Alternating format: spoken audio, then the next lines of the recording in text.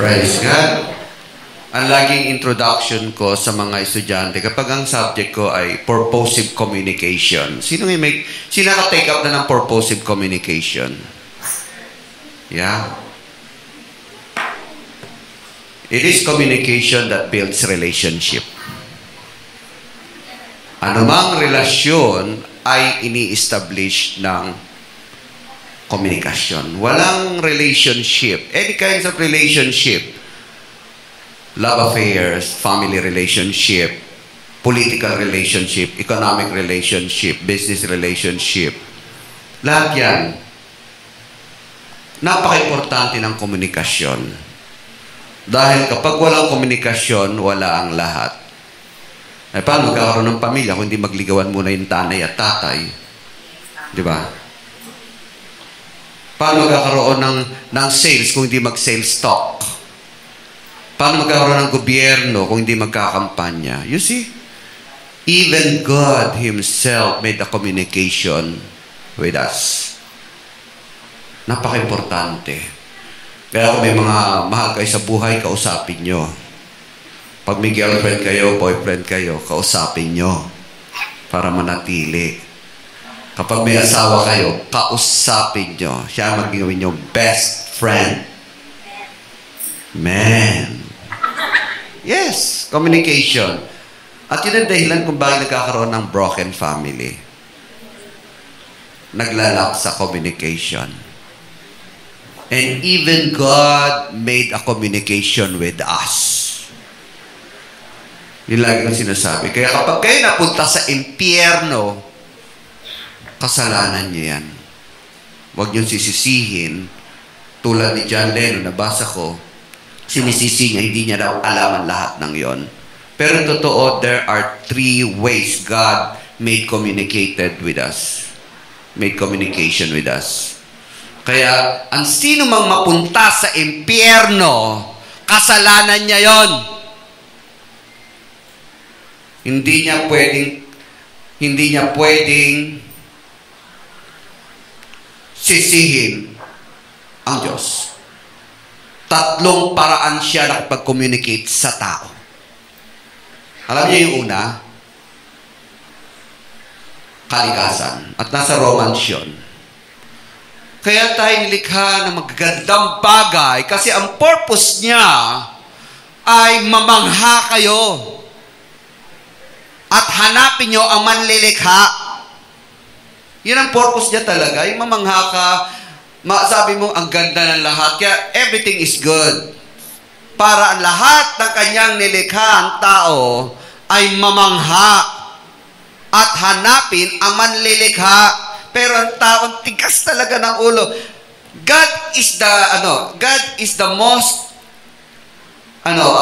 understood. Siya ang pinaka-hindi maintindihan ng tao. Ano yung ginawa ng tao? Imbis na mamangha, gusto niyang kontrolin naman ang lahat ng nilikha. Gusto niyang kontrolin. Tayo hindi ginawa para malaman ang lahat ng bagay. Yan ang totoo. Hindi niyo kayang malaman lahat ng bagay. Pero ang ginawa nila, imbis na mamangha, hanapin ang manlilikha, gusto nila kontrolin ng tao, kayo nabuo naman ng evolusyon. Nag-isip sila, nag-imagine sila, paano nangyari to, at doon napunta naman ang evolusyon. Kaya maraming dininiwala kasi they cling to that belief na gusto nilang kontrolin ang sarili nila, ang lahat ng bagay, paano nagsimula at paano ito kokontrolin. No, you are not created to know everything. You are created to believe. Yun lang. And to have faith in God. Kasi imposibleng malaman natin ang lahat ng bagay. Imposible, yung palang dapat matakot na tayo na there is God, na hindi nyo kayang malaman lahat ng bagay. You have to believe. Kaya hindi ng purpose ng Diyos, maniwala ka sa Kanya. Kaya may nilikha. Pangalawa, ibinaba niya ang Kanyang salita. Yun yung Bible. Pero ang problema naman sa kanyang salita, na may misunderstood pa rin siya, nagiging legality. Gumawa ng religion.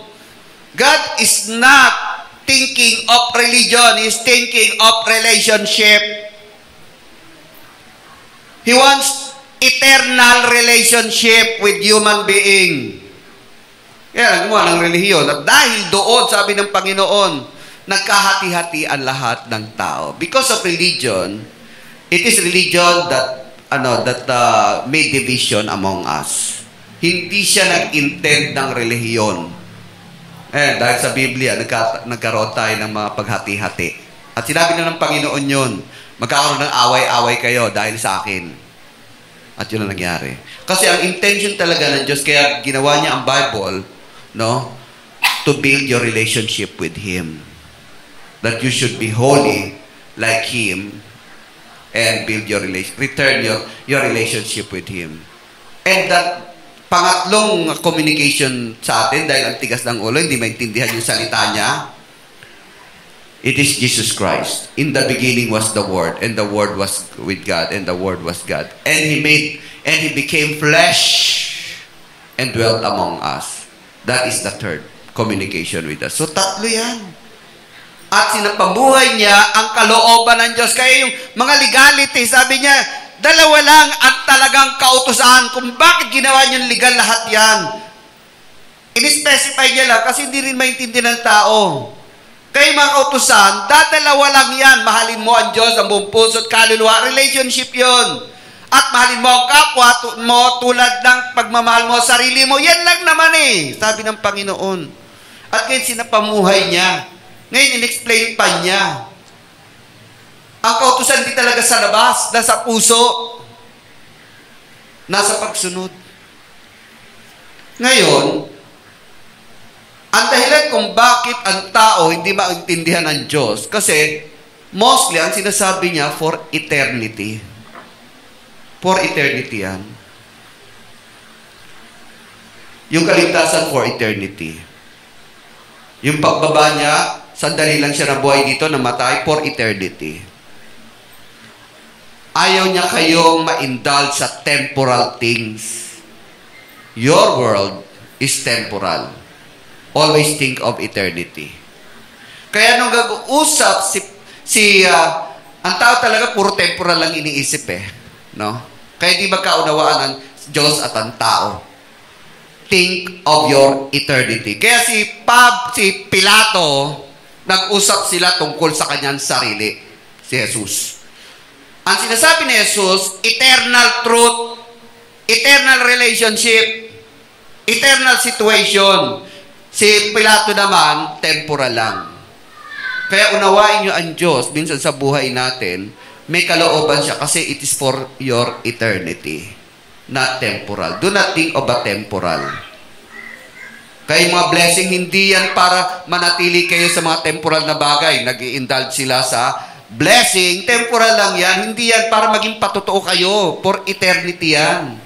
Kaya puro mga teaching, puro mga blessing, puro mga kapangyarihan, parang akala mo, agimat na ang ginagawa nila sa kapangyarihan ng Diyos. Hindi. It's for only a testimony that everyone should know and build relationship with God.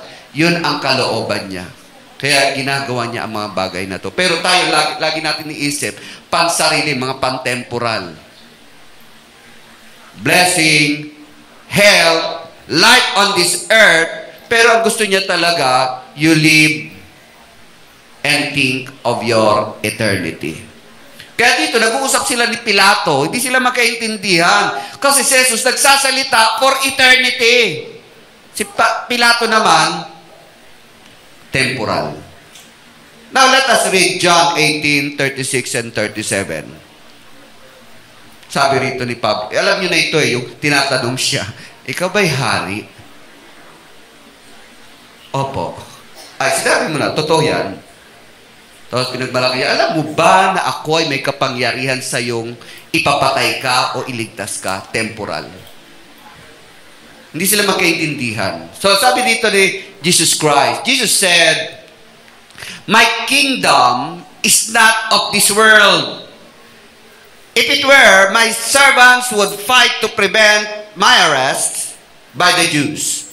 But now, my kingdom is from another place. Kasi ang iniisip ni Jesus, ang sinasagot niya for eternity. Doon naman sa 37, sabi rito, you are king then, said Pilate. Jesus answered, you are right in saying, I am a king. Pero nagtataka siya, ba't hinuli? Bakit siya mukhang dusta? Bakit sugatan siya? Kasi he is thinking only of temporal things. But Jesus Christ in his heart, he is doing it for eternity. You are right in saying, I am a king. In fact, for this reason, I was born, and for this I came into the world to testify to the truth. Everyone on the side of truth, listen to me. And the greatest question in our heart, what is truth? Hindi niyo maintindihan ang katotohanan kung hindi ang inyong heart ay nakadisposition sa eternity. Lahat ng bagay para sa iyo, mga temporal, kaya ka may religion para magkaroon ka ng birth certificate, kaya ka may religion kasi yun ang tradisyon, kaya kami uma-attend dito kasi wala kang magawa sa bahay, o di kaya this is your spare time. Hindi nyo talaga malalaman ang katotohanan. Kung ang inyong isipan hanggang ngayon ay para sa pang-temporal na bagay lamang. What is truth? The truth is eternal. So, Pilate could not understand Jesus kasi ang iniisip niya lang, temporal. But Jesus is talking about eternity. That he is really a king, not on this world. Temporal lang yan. I am a king, but not of this world. Kaya yung King of Kings and Lord of Lords ay hindi pa sa kanya na ibibigay ng Diyos. At yung King of Kings and Lord of Lords, actually kasama kayo doon. In the future yon and for eternity. Jesus is emphasizing eternal relationship. Ang importante sa kanya, yung relasyon natin sa Diyos. Because God is God of relationship. Gusto niya kayong magkaroon ng relasyon sa Diyos. At yun din ang sama, may mga Kristiyano mas pinahalaga ng relasyon sa pamilya kesa sa Diyos. At yun ang dahilan kung bakit sinabi niya, pag mahal niyo ang inyong pamilya, ang nanay niyo, tatay niyo, higit sa akin, you are not worthy of me. Kung mahal niyo ang anak niyo, nang higit sa akin, you are not worthy of me. And Jesus Christ mentioned, ako hindi ko, nagtataka ko dati noon, bakit sinabi ni Jesus, huwag niyong tatawagin ang sino man dito na ama? Again, he was talking of eternity. Kasi, pagdating ng panahon, ang lahat ng ating relasyon dito sa lupa ay mawawala at magiging isa na lang. At sabi ni Jesus, alam niyo, kayo mag-asawa, hindi na kayo mag-asawa sa langit, kayo para mga anghel na wala ng pag-aasawa ron. There would remain one relationship. Ang ating relasyon sa Diyos. Kaya yun din ang dahilan bakit sinabi ng Panginoon Diyos, ni Jesus, iisa lang ang Ama. Huwag niyong tatawagin ang ibang tao na Ama. Pero ang tawag natin sa daddy natin, Ama. No? Or Father sa English. Pero sinabi niya, huwag But he was referring to eternity, eternal relationship. Hindi yung temporal. Kasi kapag siya nagsasalita lagi, for eternity yan, hindi for temporal. Kaya yun ang dahilan kung bakit sinabi niya na mas kapag kayo minamahal niyo ang inyong anak nang higit sa akin, hindi kayo karapat-dapat sa akin. Pag kayo minamahal niyo lagi ay ang inyong mas nagit pa kaysa sa inyo, ang asawa nyo, ang inyong nanay, tatay, na higit sa akin, hindi kayo karapat-dapat sa akin. Bakit? Kasi temporal lang yan. What will remain is your relationship with God as a Father and Jesus Christ as your King. Jesus Christ will be our brother.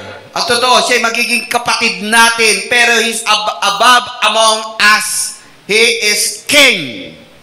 And time will come, you will be kings and lords. Kaya, the title of Jesus Christ, King of Kings, ang nire-refer ng mga kings na maliliit doon, hindi si Hirohito, hindi ang hari ng Saudi Arabia, hindi ang hari ng Inglaterra, kundi kayo. And that will be our relationship with Him.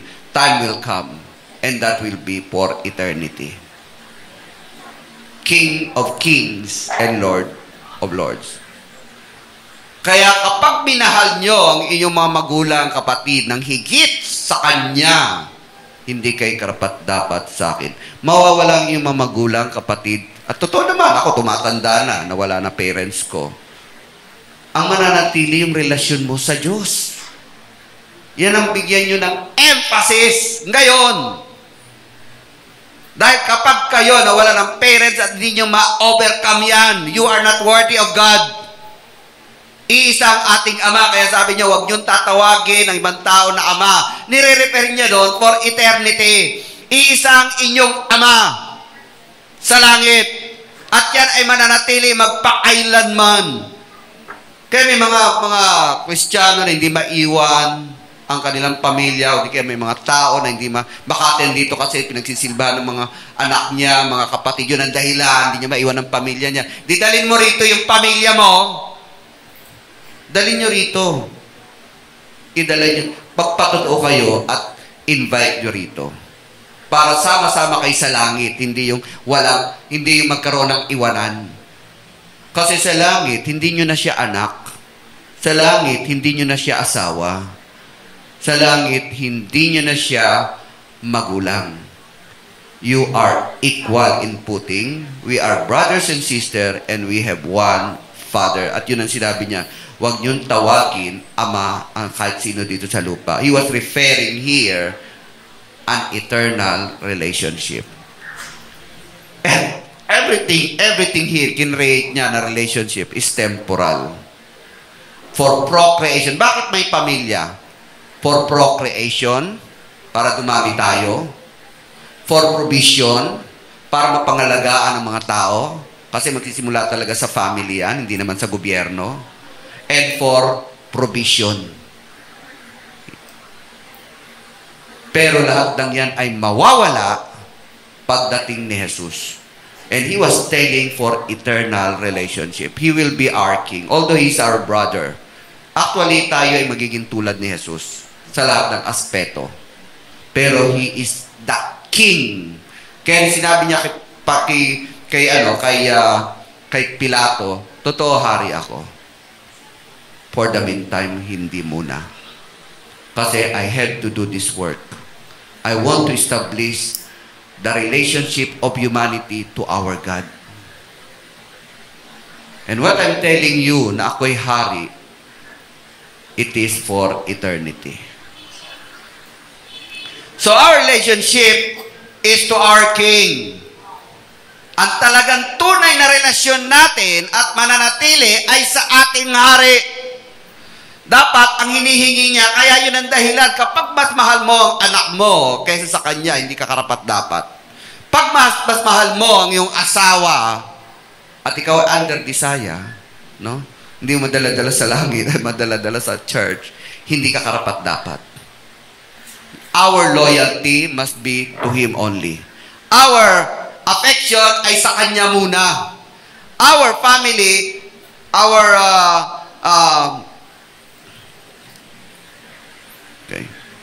and our affection and loyalty must be to Him muna. Siyempre, mamahalin natin ang ating pamilya kasi talagang binilid sa atin yung relationship na yan. Pero dalhin mo siya sa Panginoon kung talagang mahal mo siya mahal mo ang iyong pamilya. Napakasakit na ikaw lang maliligtas pero ang pamilya mo, hindi. Napakasakit kung ikaw lang maliligtas pero asawa mo, hindi. Napakasakit kung ikaw lang ililigtas ng Panginoon, pero ang iyong mga magulang ay hindi. Kasi they are not worthy. Ang pinaka magagawa nyo, pinakamaganda magagawa nyo at regalo nyo sa pamilya nyo ay may share ang pag-ibig ng Diyos sa kanila. Yan ang pinakamahalaga. Ganon din sa mga magulang. Ang pinakamaganda na may bibigay nyo sa inyong mga anak ay madala nyo sila sa Panginoon. Hindi yung i-satisfy natin lahat ng hinihingi. Magiging spoiled pa yan. Magiging ano pa yan, wayward. At meron pa totoo na dahil ibinigay lahat sa kanya, sa anak niya, lahat ng mga hinihingi para maging masaya dahil mahal na mahal niya ang kanyang anak. Ngayon, lasenggo na siya. Kapitbahay namin. Inaamin din naman ng nanay, kasalanan niya, lahat ibinigay. Kasi mahal na mahal niya ang kanyang anak. Ngayon, gwardiya sa bahay namin. Sayang yung buhay kasi. Sinira actually ng magulang. Nagsisisi siya. Kung mahal niyo talaga ang inyong mga anak, dali niyo sa church. Kung mahal niyo ang inyong asawa, akayin niyo sa church. Kung mahal niyo ang mga magulang niyo, invite niyo sa church. Ani nila ang lahat ng bagay na ito na temporal lang, mawawala rin. Even our relationship. Even this church, temporal lang. Temporal lang to. Hindi ito mananatili. Ang talagang permanent, tulad this, sinabi ni Jesus, ako ay hari. Meaning, ibigay niyo sa Kanya ang inyong loyalty. Ibigay niyo sa Kanya ang inyong affection. Ibigay niyo ang para sa Kanya. Because that is your eternal relationship with God. And we have only one Father in heaven. God the Father, ang Ama ni Jesus. So, our relationship is to our eternal relationship is to our King. Kaya ngayon pa lang, ang inyong affection dapat talaga nasa Panginoong Jesus. Hinihingi niya yan. Kasi it would be your eternal relationship with Him. Ang inyong pag-ibig, ang inyong priority, sa Kanya dapat. Kasi mananatili yan. Pero ang relasyon nyo sa asawa nyo, anak nyo, mawawala yan. Mawawala din yan.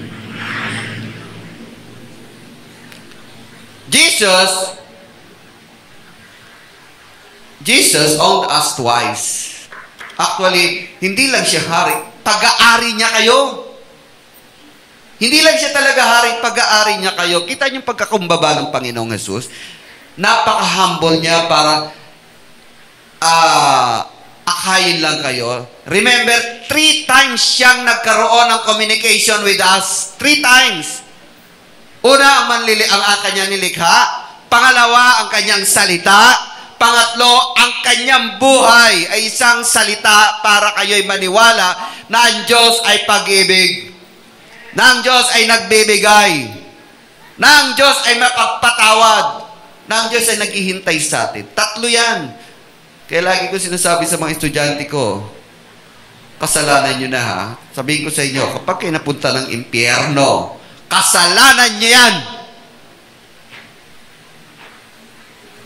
Jesus owned us twice. First, in John 1:3, ang sinabi ron, walang bagay na hindi niya nilikha. Lahat yan nilikha niya sa pagitan ng kanyang kapangyarihan.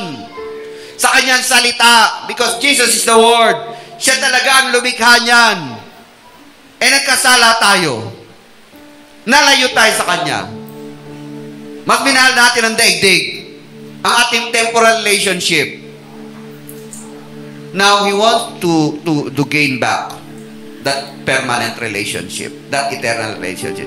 He has to die. And that is John 3:16. Sabi doon, for God so loved the world. Yung ating relasyon sa Panginoon ay pang-eternal at gusto niyang panatilihin yon. Gusto niyang ibalik yon. Kahit na ang kabayaran ay ang kanyang buhay. For God so loved the world. Love is relationship. That He gave His only begotten Son, that whosoever believe in Him shall not perish. Huwag mahiwalay sa Diyos. But to have eternal life and eternal relationship with God. So He owned us twice. Una, kinreate kayo para magkaroon ng relasyon sa Kanya. And that is the very reason nung sinabi niya, gawin natin ang tao na kawangis natin. At talagang pinakakahulugan nyo na gawin natin ang tao na kawangis natin. Gusto kong magkaroon ng relasyon sa tao. Gusto kong magkaroon ng relasyon ng tao sa akin. Kaya kawangis tayo, magkamukha tayo. Meron tayong relasyon sa isa't isa. And now, dahil sa pagkakasala, no? Yung kawangis natin, Diyos, nawala. Yun ang masakit, nawala, nasira, nagkaroon ng kawangis ng pagkademonyo. Hindi naman pwede magkaroon ng relasyon ng demonyo sa Diyos. Binalik ng Diyos yun sa kamatayan ni Jesus. Na lahat ng ating ugaling masama nilinis at pinalitan uli ng panibagong buhay. Yun yung Espiritu Santo na ibalik ang ating kawangis sa Diyos. Napakahalaga ng relasyon sa Kanya because God is a God of relationship. Gusto niya talaga magkaroon tayo ng relasyon. So, He made a double ownership sa atin. Nilikha niya tayo at pangalawa, nung niligtas niya tayo. Ano pang dahilan para hindi kayo magbalik loob sa Diyos? Ano pang dahilan para hindi kayo magpakumbaba sa Panginoon Diyos? Magpakumbaba kayo sa Panginoon. Mahalin niyo ang Diyos. Ibigay niyo ng buong buo ang inyong affection sa Kanya, Kanyang loyalty sa Kanya. Siya ang hari natin. Siya ang Panginoon natin. Jesus is the King and we are His vassal. Noong unang panahon, ganito po ang order ng society. Ang hari ay may mga tinatawag na vassal. Alam niyo yung mga vassal, may authority din yan. Alam niyo yung vassal, small kings yan. Meron silang sariling kaharian. Mga knights, mga lords. Binibigyan sila ng pag-aari ng hari. Pero kadapat, ang loyalty nila ay nasa hari. Yun yung mga knights and lords. Kasi binigyan sila ng pag-aari. At kapag kailangan sila, sumusunod sila. Alam nyo ba, ganyan-ganyan ang ating relasyon sa Diyos? You are vassals. Binigyan kayo ng mga pag-aari. Binigyan kayo ng kapangyarihan. Binigyan kayo ng talent. And in eternity, kapag nawala na itong langit at lupa na luma, bibigyan pa kayo ng kakaibang kapangyarihan na tulad ni Jesus. Bibigyan pa kayo ng pag-aari tulad ni Jesus. Pero, He is the King. We are the kings. And He is the King of kings and Lord of lords. Kaya ito pong natin buhay dito. Actually, ang totoo, this is just our temporal life serve as selection. Ang Diyos ay nagseselect na para inahanda na tayo para sa bagong langit at lupa. This is an interview. This is a selection. This is a test. This is exam. Di ba? Pag mag-a-apply tayo ng application, may mga test yan kung saan ka ilalagay. Life on earth is a testing. Life on earth serves as selection that in eternity, saan kanya ilalagay? Anong kapangyarihan ipagkakaloob sa inyo? Anong ari-arian ang ipagkakaloob sa inyo? Because we are vassals. Time will come. He's talking of eternity, not temporal. Kaya sabi niyang, hari ako. Yes. I'm talking about eternal life. Not hari dito sa lupa. Huwag kayo mag-isip, mga kapatid, ng mga bagay na panlupa. Huwag niyong ibigin ang panlupa. Ibigin niyo ang panlangit, ang pang-eternity. Lahat tayo magsitayo.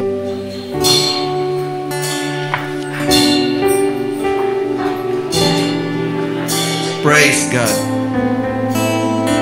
We are doing this kasi gusto nating parangalan ang ating Panginoon Diyos, ang hari ng mga hari, at ang ating relasyon sa Panginoon ay pagtibayin. All relationship on earth will vanish. There will be one relationship na mananatili, ang inyong relasyon sa inyong hari. Panginoon, salamat, Lord God. Bigyan niyo kami, Lord God, ng liwanag sa aming isipan, ng pananampalataya, ng foresight, Panginoon, upang maunawaan namin ang bawat salita niyo sa buhay namin. You are talking always for eternity. Lord, makita namin sa inyong salita ang eternity, hindi ang pang-temporal lamang. Makita namin sa inyong presensya na you are building an eternal relationship, hindi yung pansamantala lamang. Because you are eternal, and you are preparing us for eternity. Maraming salamat, Panginoon. At dito sa lupa, Panginoon, maging patotoo kami. Kami magiging patotoo sa inyong pag-ibig. Kami magiging patotoo sa inyong kapangyarihan. Kami magiging patotoo sa inyong kalooban, sa inyong salita. Taas po natin ating mga kamay. Ang Diyos na nagbibigay ng karunungan at kaalaman at pananampalataya, igawad niya sa inyo ito sa pangalan ni Jesus. Amen.